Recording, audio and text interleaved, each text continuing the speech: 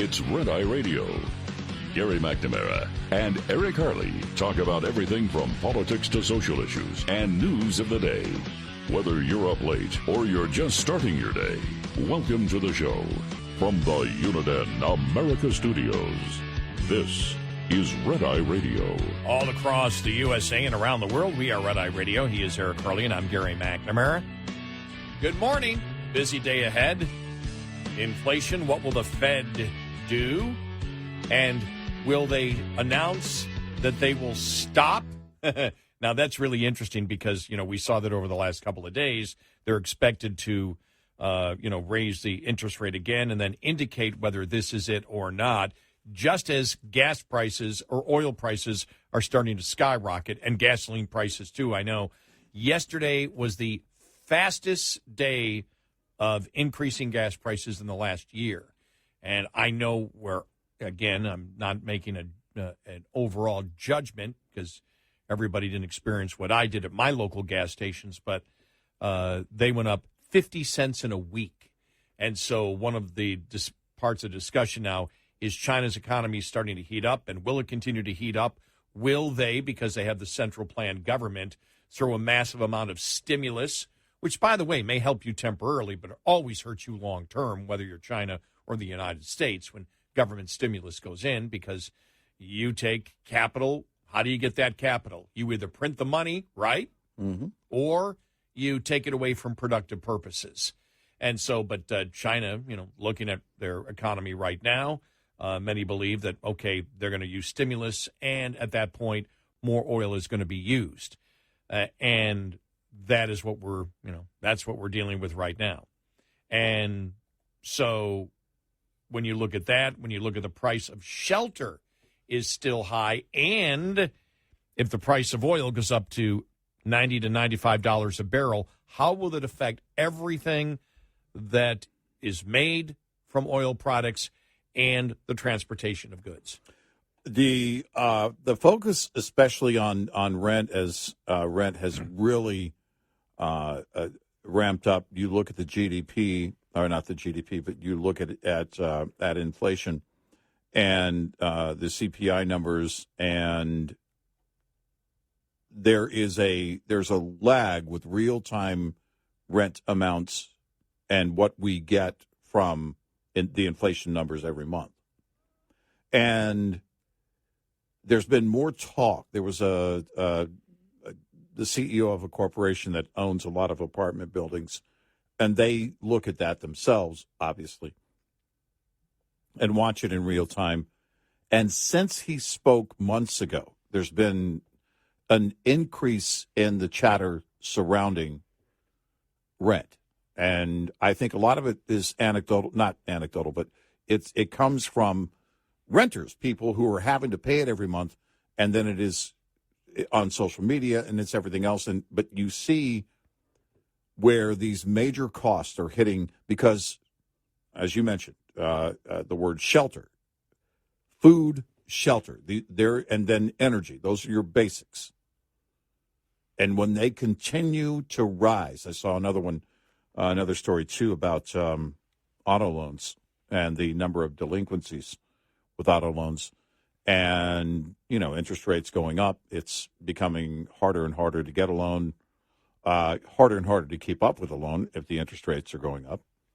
The price of cars is going up dramatically, and so then all of that culminates in a very real situation that is not going away. Even if the rate of inflation drops, there are many analysts right now that believe that's only temporary, that we're going to see another rise because energy costs will start to come up again. Rent costs will start hitting those CPI numbers every month.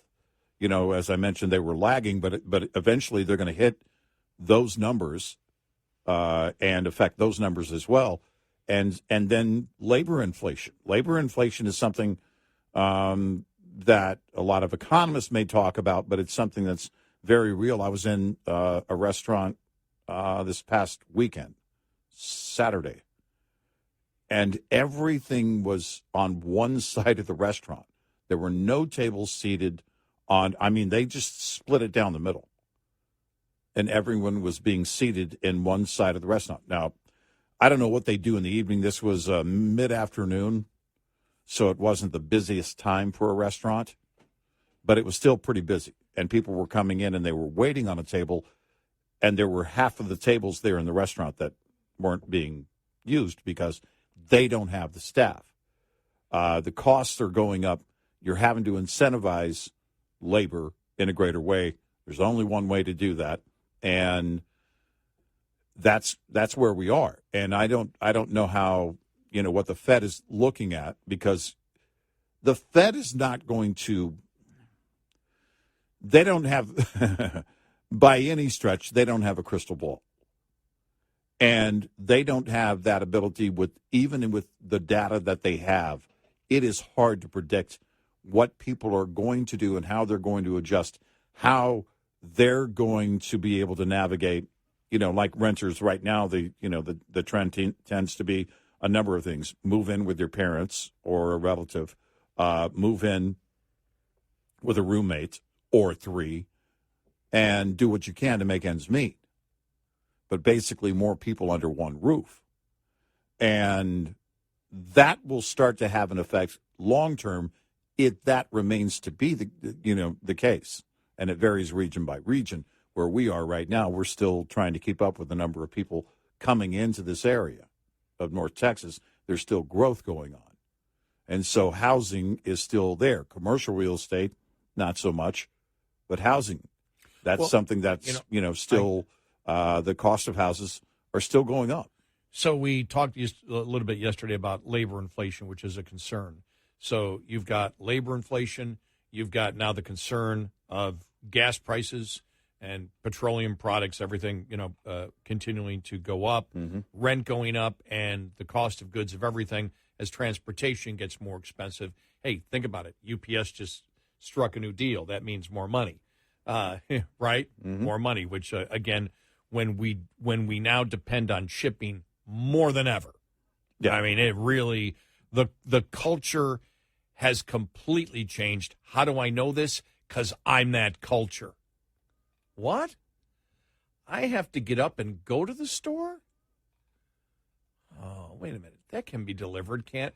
That mindset, if I have it at my age, how many people never really went shopping? Mm-hmm. Think about it. How many people really have just become so used to bringing stuff to the door? If you're 25, 26 years old, you may have really never gone shopping much. Everything may have just come to your door. And so you look at, those types of that type of demand that exists out there, which is why there was so much fear that if UPS went on strike, but they didn't. They got a deal done. But you look at all those things together, and it's like, I just hope, because I do remember, I am old enough to remember, the inflation of the 70s. It just didn't go away. There'd be dips, and they thought they had a cure, and then, boom, it comes back again. And I hope we don't see this, because I believe people have suffered enough, but it really doesn't matter. My thoughts or my wishes have nothing to do with it. It's the cold, hard reality of the economic situation that we're in right now, and I can't change it. Mm-hmm. Even if I don't like it, I can't change it. You can't change it. Government policy. Well, government policy is what got us here to begin with. What they'll do in the future, still to be seen. But when you look at everything that we face now, it's worried. Because people don't have, we talk about the fact that the money from COVID, we're in the summer now. That's when they expect it all to run out. You see credit card balances skyrocketing right now. Mm-hmm. As you mentioned, car loans delinquency is going up. And the things that we need most, energy and shelter, may be leading the way again. Yeah. And when they say shelter is 40% of CPI. Yeah, right. And then gasoline prices go up, and that was one of the concerns. Well, maybe core inflation will come down a little bit, but the rest of the inflation will skyrocket again. And people really, let's be honest, I don't mean to be blunt, but people don't give a damn between core inflation and regular CPI. All that matters is it getting more expensive for me? Well, the only numbers that matter are what's happening in your own bank account and what's not happening. And there is only so much you can do. And so we're at a point right now where this isn't, this is not growth. This is not the expansion of an economy. This is the consumer struggling to tread water, if that. And at some point, something has to give. Because we went from, and it was Jamie Dimon who pointed this out, and others did it, but he was very specific in saying, we're going to get to the summer of 23, and by the end of the summer of 23, any savings that anybody had is going to be gone. Well, then you see the added increase in credit limits. You get to a point, and people really don't, if you're struggling, the last thing you'll pay is your credit card. You keep the lights on, you keep the shelter there, you got to make your car payment or gasoline in the car, whatever it's going to be, and credit card becomes the last thing. So those balances remain high, and then defaults start to go into play. Or even worse, you continue to pay your month. You weren't paying monthly. Mm-hmm. You may be paying your balance off every month, or taking huge chunks. If I don't know if your balance is $3,000, maybe you'll take 4 months to pay it off. Mm-hmm. But now you're going to the minimum payments, and now you're taking more money out each and every month. A lot of people find themselves in that. Oh, yeah. Well, I'm just going to pay the minimum payment then and just see how long I can last. And then when you can't make the minimum payment, but it is the last one. It is the one where you have most flexibility. Mm-hmm. The car payment, you got to make. Yeah. You got to make that, but you do have, because a lot of people will pay off more. Because credit card balances, you can have a ton of credit card balance, and you look at the actual monthly payment, because it'll take you 90 years to pay it off. Mm-hmm. And if you're paying that interest every month, the credit card company is going to love that. And you're staying current. And if you've got a pretty, nice size credit line, you can, that's the part. When I used to be a bill collector, that's what I saw. Yep. You saw that, and then you get to the point, and you can see it over the period if you look at people's, credit card record, as we used to do. And you used to see, well, they had a pretty low balance, and no, they were paying their monthly payment, or no, they were paying their balance off, and all of a sudden you can see it over a period of years get worse and worse and worse. Mm-hmm. And that's a terrible place to be. Yeah. And over again, and then default on something like that isn't like anything that can be repossessed. It's bad on your credit. Yes. But that's not something you're concerned about. You're most concerned about shelter and food. Yeah, I still got my stuff. Yep. Everything I used on my credit card, I still got it. Right. Yeah, and if it was, if you used it for whatever, that's not going to be the priority. It rarely is. All I can hope is that they don't allow you to buy weed on credit card. Probably do. It's funny because I've noticed a lot of my cell phone provider sent out a letter if you're on the automated payment, which you get a discount from my provider. Then you can no longer do that on credit card. Mine was coming from my bank, but I thought, well, why are they? Because they paid the interchange fee to the credit card company. So they'll give you the break on it. Right. That's so if you want to get the discount, you're going to have to switch it to your debit card or to your bank account. So, everybody basically, save a couple of bucks. Yeah. So basically, everybody is in that situation. Companies right now are looking. Yesterday we talked about shrinkflation, and that's the smaller items you're getting for the same money. There's been the long-running joke of the, and even discussion on the half gallon of ice cream. And, well, it's not really a half gallon. It's blah, blah, blah. That's been going on for years. Right now, it's blatant, and it's happening with fast food. It's happening on the value menu. And when you see that, that's when you know, all right, everybody's making that adjustment. At some point, there is a threshold. By the way, the weed reference was just in reference to Eric earlier again saying everybody's high. Yeah, that's only because everybody's high. After we look at how people's lack of critical thinking skills, what other conclusion can we come to? Yeah, they're all smoking weed.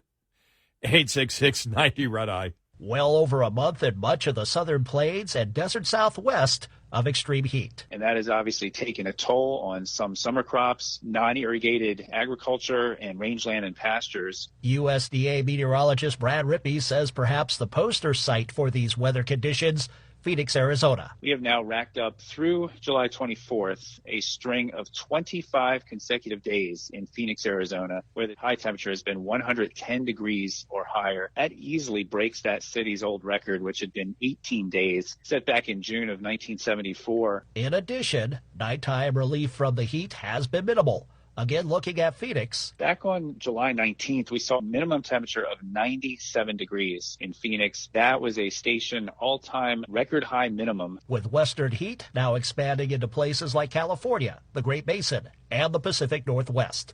I'm Rod Bain reporting for the U.S. Department of Agriculture in Washington, D.C. This report is made possible by Cenex Roadmaster XL Premium Diesel and Citgo Lubricants. Coming up, more with Gary McNamara and Eric Harley.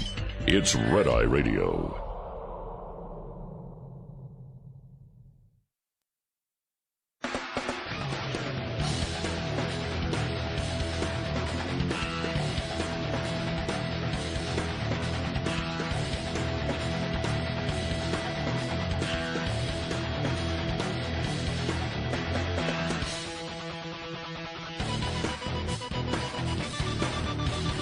It's Red Eye Radio. He's Eric Harley, and I'm Gary McNamara. Hunter Biden and the plea deal. Well, the hearing will be today. Lots to talk about on that. We'll get to that following the bottom of the hour. Eric and I did this earlier in the show, but we know a lot of people are just waking up right now, and why not tick you off early, right? Yeah. Let's get you started off on the wrong foot. So let me ask you a question, because the Los Angeles Times did this. In order to save the planet, because this is what the left's now talking about, how many days a week would you be willing to go without electricity? 0. Now, if you've listened to this show, you know that we've talked about this. This is where we're headed. The left knows it's where we're headed. This is not over-the-top rhetoric by those conservative nutbags. This is the L.A. Times recently published a news story questioning whether occasionally blocking Americans' access to electricity would help in fighting the climate crisis. They ask you a question: would an occasional blackout help solve climate change? No, but could you get me another bottle? Maybe a blackout will... Okay. Enough of the alcohol and drug references to solve our problems. Yeah. We need the last of the sober individuals, Red Eye Radio, and our listeners. Maybe. But would an occasional blackout help solve climate change? Reads the headline of the story last Thursday by energy staff writer Sammy Roth. What's more important, keeping lights on 24 hours a day, 365 days a year, or solving the climate crisis? Yeah. In 2021, the newspaper, the state's largest, published a story suggesting Americans should perhaps forego air conditioning during heat waves in order to save the earth. So the question for you is, how many days a week? 1, 2, 3? 0. Insanity.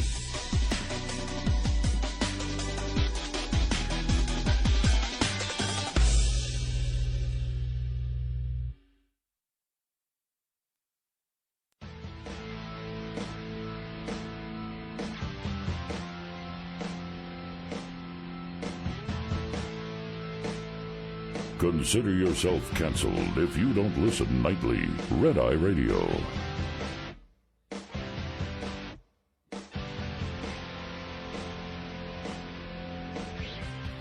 It's Red Eye Radio. He is Eric Harley, and I'm Gary McNamara. So, I mean, what a dumb question. Think about this. That's what liberals now are doing. How many days of the week would you be willing to go without electricity to save the planet? And this isn't new. They did it a couple of years ago. Mm-hmm. Would you be willing to go without air conditioning during a heat wave? No. No, I don't want to die. No. I prefer to stay at my comfort range, and you guys keep moving the goalpost in 1989, screaming, if you work in D.C. by the year 2000, you'll be taking a gondola to work. Yeah, Miami was also supposed to be gone, too. Mm-hmm. Yeah, half of Florida was supposed to be underwater by now, and I was counting on it. All right, so Hunter Biden, the plea deal today. Yeah. The plea deal hearing, really strange thing. We'll just run it through real quick for you. Not going to go through the detailed analysis because a couple of things we want to cover here. But what happened yesterday was just mind-boggling. And I think it's going to be bigger in the news today because it happened last night. So you're going to hear a lot of it. And this is where the House Ways and Means Committee sent information, an amicus brief, to the judge in the Hunter Biden case saying, don't do the plea deal. Here are the reasons why. Here's what's gone on in this investigation. And they said you can't do it. It's a miscarriage of justice.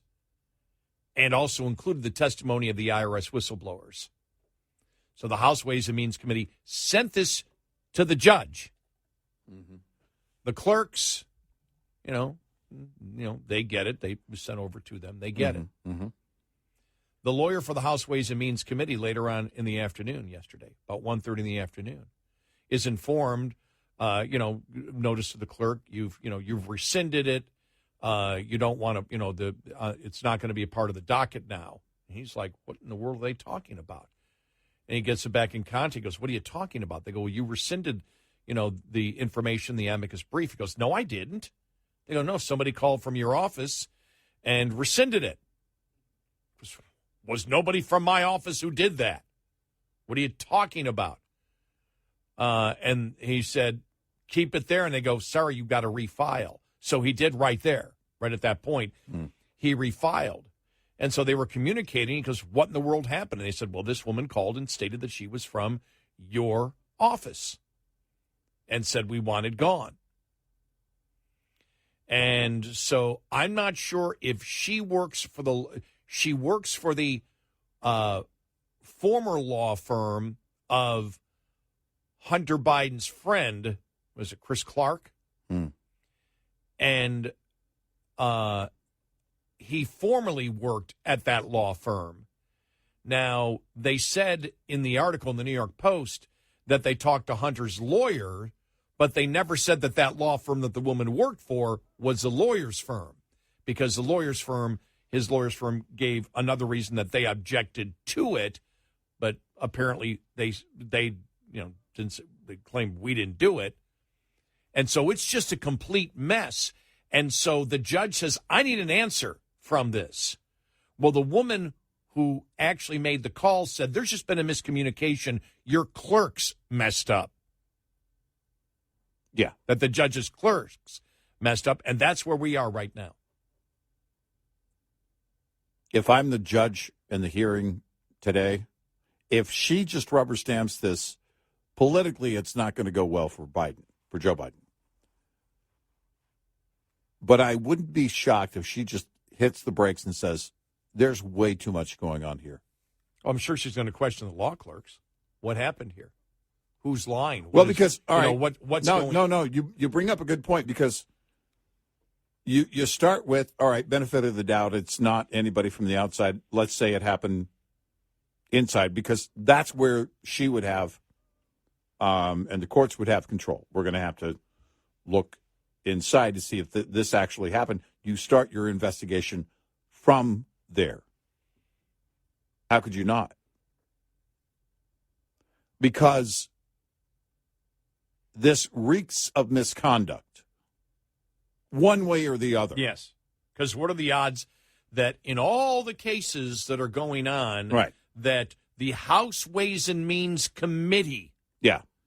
putting in an amicus brief saying, don't do the plea deal of the biggest political story right now in the world. And That is the one that they'd simply say, oh, a woman called and said we wanted it off, Right. and wanted it off, and so it's going to be off. And it's like, what? And then it's like, well, the woman claims it's the clerks. And, that, well, then you called. What did you call for? Well, I called to say that there was, that it should be taken off because, there were private things, but I didn't claim that I was part of this because that's part. And the lawyers for Hunter said the same thing. Right. This shouldn't be put out because there's private information. They said this information's all been released. None of this information has been out there for a month. We're not releasing anything new that hasn't been known for a month. But still, that would be a debate between the clerks and the House Ways and Means Committee and the judge on that. Right. And so it's just... I would want a thorough investigation on that issue. Aside from all of the other garbage that comes from this plea deal, that is going to take precedent. That's going to take priority. It should. Yeah, it's just... It may not, but it should. But there isn't a step in any of this where you don't say corruption. Right. It stinks of corruption. It stinks of corruption. It stinks of corruption. Exactly. Now, this article was written, I think it was either, I don't know if it was yesterday or the day before. Let me just see here. It was yesterday. Judge must nix Hunter Biden's plea deal to show her court won't approve blatant miscarriage of justice. Makes a great point, though. It said, Merrick Garland is a bitter partisan hack, but apparently not a bright one. His timing for giving Hunter Biden a sweetheart deal marks him as dumb as a rock, saying, why didn't he do it when he first took over? Right. Could have done it a long time ago when they had the House and the Senate. Because had he done so before the 2022 midterms, the Post and a few other outlets would have barked in the rancid rancid favoritism, but the caravan of corruption would have moved on with the blessing of the Democrats running Congress and their media mouthpieces. In short order, the case would have been forgotten, in part because so many of the incriminating details we know were still secret at that time. Instead, Garland foolishly waited until the GOP, armed with subpoena power, could demand documents from banks, protect whistleblowers, and hold hearings. As a result, GOP-led committees have demonstrated beyond doubt that the Department of Justice cooked the books. Testimony from IRS whistleblowers showed that the department lawyers obstructed investigators and withheld key evidence, including the laptop from their probe of the president's crooked son. Garland's minions also let the statute of limitations expire on earlier tax crimes, despite having clear evidence. We also know now that the bombshell testimony came despite efforts by Garland and Christopher Wray's FBI to block it and stonewall Congress, adding further taint to the case and everyone involved who helped the son avoid the same punishment ordinary citizens would face. Perhaps most important, DOJ lawyers blocked any questions about Joe Biden's role in the influence peddling schemes, which netted the family tens of millions of dollars. At every stage, decisions were made that benefited the subject of this investigation. Greg Shapley, the IRS agent formerly in charge of the case, told Congress. The disclosures led House Speaker Kevin McCarthy to up the ante Monday by saying the Biden family business dealings are rising to the level of an impeachment inquiry. And so he made the comment after my colleague Miranda Devine reported that a former partner of Hunter Biden, Devin Archer, is expected to testify.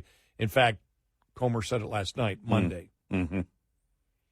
And he goes, Joe's appearance, you're talking about the phone calls that Devin Archer is going to say he was involved in Joe. Mm-hmm. Joe's appearance, even if it was just a long-distance hello, would be a signal to the foreign paymasters that the big guy was in on the schemes. Right, yeah. This is really interesting here. Buying a vice president of the United States is not cheap or routine.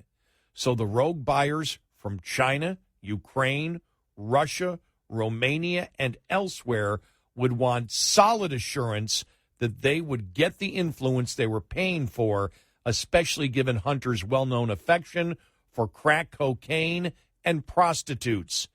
Joe's appearance on the calls could ease their fears and convince them to open their wallets. So here we are with the sensational testimony and impeachment talk serving as a backdrop for the Wednesday hearing where Hunter's slap on the wrist settlement lands on the lap of a judge in Wilmington, Delaware. The process is normally a routine one where the judge, after getting affirmation that both sides agree to the terms, approves it and passes your agreed-upon sentence. That would mean probation for Hunter Biden and a promise to be a good boy, pay his taxes in the future, and not own a gun. But there is an alternative, and if there is any true justice remaining, the federal district judge will seize it. She could and should use her power to scuttle the deal on grounds that the punishment doesn't fit the known crimes and declare her court will not approve a blatant miscarriage of justice. That would be a bold move in any case where the parties have an agreement, and especially so because the Bidens are to Delaware what the Gottis are to Queens. Woo. Although the judge was nominated to the federal bench by Donald Trump, she won Senate confirmation with the support of Delaware's 2 senators, so she also would have to set aside worries about outside pressure and even retaliation. Right. But there's a clear precedent for her to send the parties back to the drawing board, most notably the case involving former Trump official General Michael Flynn. Remember Emmett Sullivan? Right. Mm-hmm. Remember he initially rejected the case? So there you go. Well, but if you look at this, there is good reason to reject this case.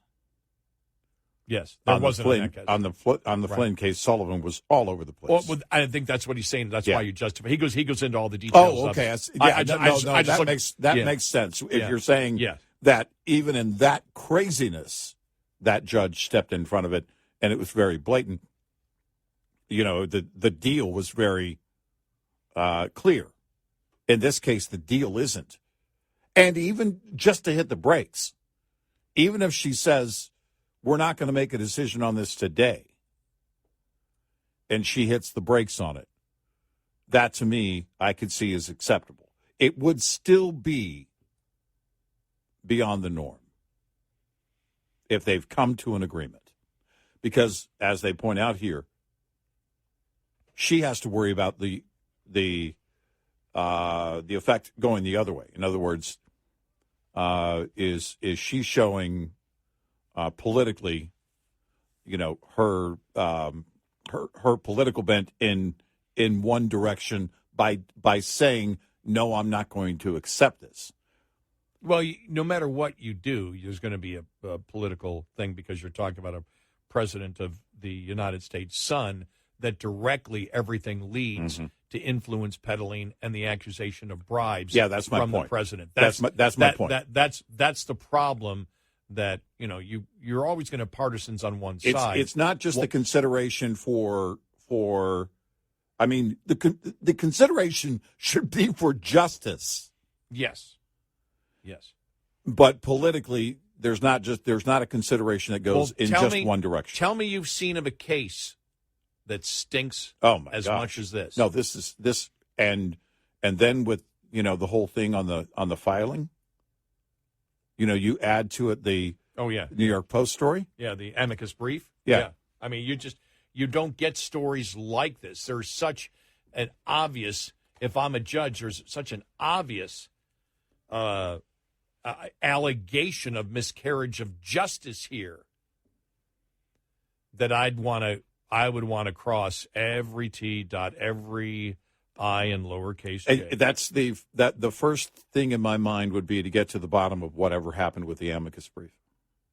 That's the number one thing. And at the very least, delay everything and say we're gonna come back to this in 2 weeks, in 30 days, whatever. We're gonna get to the bottom of whatever happened because it doesn't matter which direction you go in, it is misconduct. It seems to be, doesn't it? Somewhere. Yep. 866-90 Red Eye. Lines open for your calls. 866-90 Red Eye on Red Eye Radio.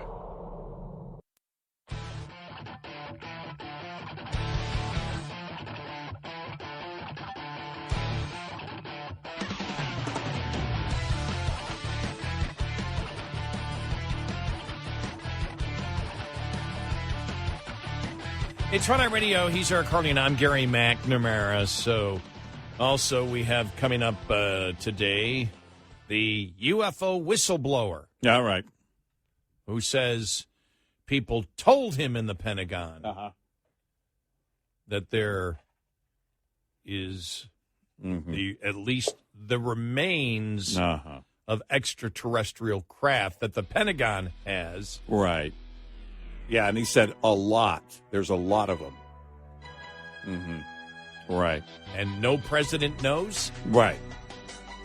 Okay. Ask Biden. Yeah. What do you know about the UFOs? You know somebody's going to ask him about that. The liberal media corruption and UFOs. Ask him about that.